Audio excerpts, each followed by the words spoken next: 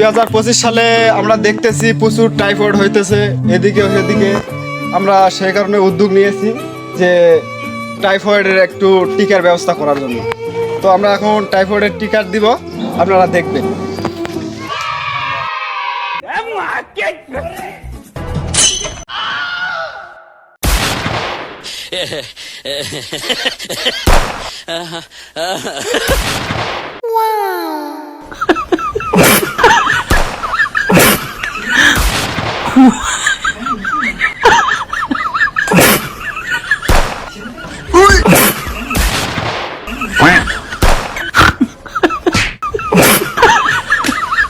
তো আজকে এখানে আমাদের টিকাদান সম্পন্ন হইল।